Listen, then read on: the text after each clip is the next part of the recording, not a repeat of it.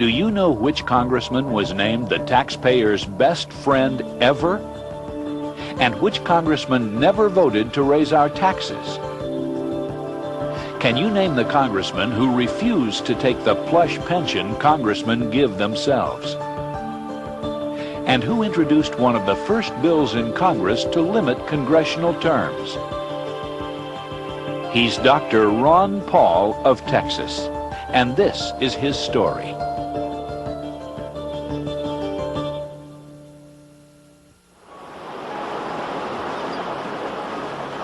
He has spent his life in service to others, as a medical doctor, as a member of Congress, as an author of books and articles, and a producer of educational television programs designed to bring his deep-rooted conservative philosophy to the people, as a husband and father and grandfather.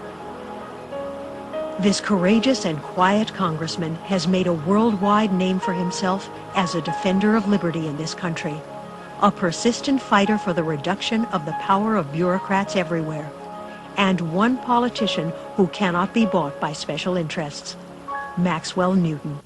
I think government should be reduced down to about that size. Downsize it.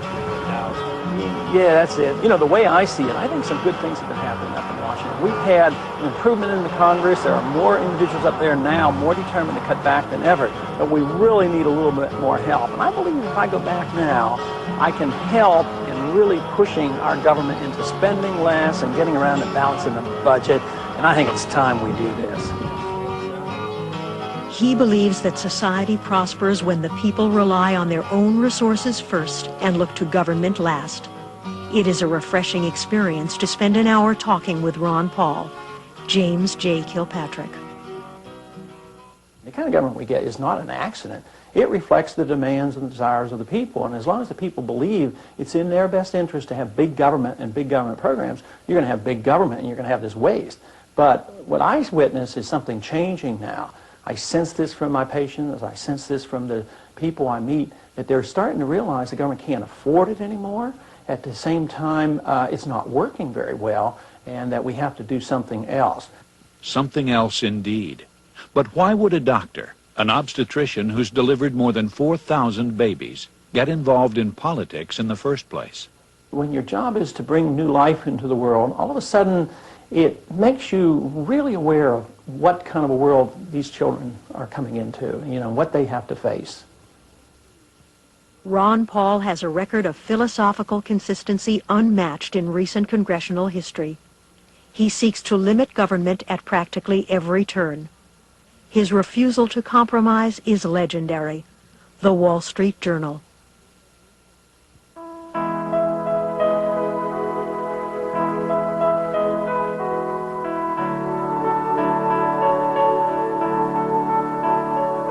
Ron Paul was a high school and college athlete and an Air Force flight surgeon.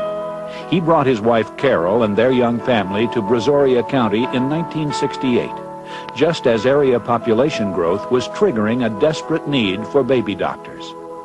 We arrived in Brazoria County with 4 little children, 2 collie dogs, and we were ready to start on a wonderful new life in a town that was full of churches and friendly people. And I think Ronnie was 9, Lori was 8, Randy was 5, and Robert was 2.5. But Ron got busy right away and was delivering so many babies, and they needed him so badly here. And one thing he really wanted was to come to a town that needed a doctor, and he just loved medicine and loved delivering babies.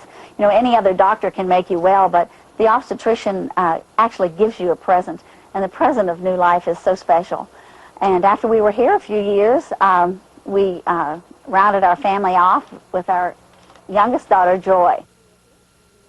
In 1974, Ron decided to run for Congress, attempting to become the first Republican ever to represent the area in the House of Representatives. They told him he was crazy to try such a thing, that he had no chance. When Ron told me he was going to run for Congress, I couldn't believe it. I told him that it was something that I felt that he had to really think about, and he wanted to know, why I was so worried about it. And I said, well, Ron, you'll be elected, because when people hear what you have to say, and they know that you mean it, they're going to elect you. And he said, no. He said, you can't run against Santa Claus. And everyone wants someone to bring home the pork barrel, and I just want to give people their freedom. And I said, but Ron, when you tell them that, they're going to believe it. And you are going to be elected. With the help of friends like baseball great Nolan Ryan, Ron Paul was elected to Congress. He served 7 years, putting his conservative philosophy on the line in vote after vote. He was an early supporter of Ronald Reagan and led the Texas delegation for Reagan at the 1976 Republican Convention. Personable and well-liked, he was a Republican star in the annual congressional baseball game. He never once voted to raise taxes, and at the end, they called him the taxpayer's best friend. And always, when the House was not in session, he returned to Texas, to his constituents, his medical practice, and his family. I think in the 70s and early 80s, when the liberal Democrats were running Congress, Ron Paul was seen to be out of step. What he really was ahead of his time. I strongly support Ron Paul. We very badly need to have more representatives in the House who understand in a principled way the importance of property rights and religious freedom. Milton Friedman. In my politics over the years, I have followed certain principles that I believe that I am obligated to remain consistent to. Fortunately, those principles that I have developed are consistent, I believe, very sincerely, with the Constitution. And the Constitution and the founders of this country really believed in limited federal government. They allowed options for the states, but it was to be very, very limited. In this century, I think we have gone a long way to drift away from these principles of limitation of government power. I believe it's a moral issue more than anything else. Ron Paul is one of the outstanding leaders fighting for a stronger national defense. As a former Air Force officer, he knows well the needs of our armed forces, and he always puts them first. We need to keep him fighting for our country. Ronald Reagan.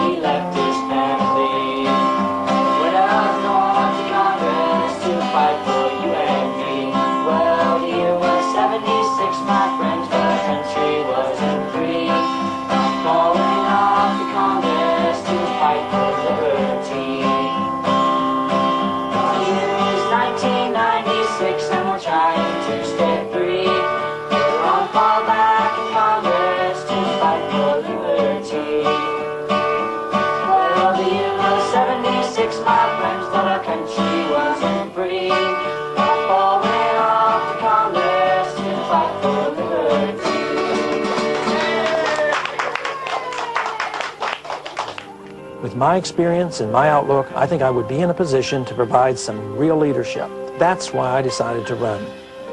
We may never again have a chance like this, ever. We've got to do it now. Medical doctor, Air Force officer, husband, father and grandfather, a congressman, conservative conscience of Congress, the taxpayer's best friend. Ron Paul is all of these. The time is right. The message is clear. The man is Ron Paul.